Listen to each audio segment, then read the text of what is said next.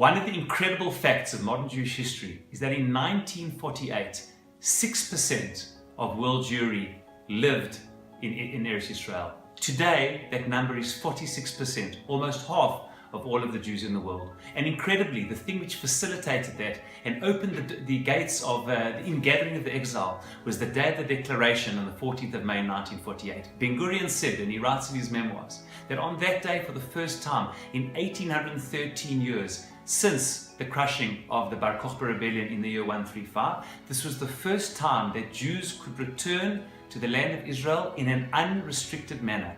Because since the Roman Empire and until the end of the British Mandate, in one way or another, Jews were restricted in some way from returning to the land. But since 1948, that day, for 70 years consecutively, without missing one day, the gates of Aliya, the ingathering of the exile, has been open, and indeed, millions of people have returned to the land of Israel.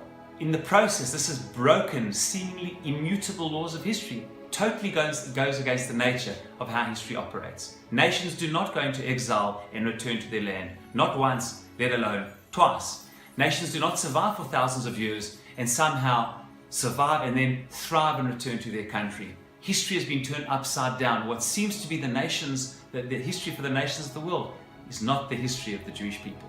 This is exactly the reason why we read in this Shabbat, Parashat HaChodesh, the final of the 4 series of special Shabbatot leading up to Pesach, Parashat HaChodesh. We will read the special maftir, which basically says one thing from Parashat Bo. HaChodesh hazeh lachem Rosh Chodeshim, Rishonu lachem l'chodshei hashana. This month, Nisan, will be for you the first of the months of the year. Be for you, for the Jewish people. You see, as we know, the world was created in Tishrei, as we celebrate Rosh Hashanah. That is the beginning of the creation of the world. However, the calendar was changed because Hashem, so to speak, broke the immutable laws of nature and history, split the seas, brought the plagues, and happened to the Jewish people what should not happen. A nation of slaves should not be able to escape and to create their own freedom in a way that seemed, as the Chazal say in the Midrash, that not one slave ever got out of Mitzrayim. And here the Jewish people, through Hashem's grace, turned the laws of history upside down and refuted these seemingly immutable laws. Nisan became the first month because it was the month where history was transformed.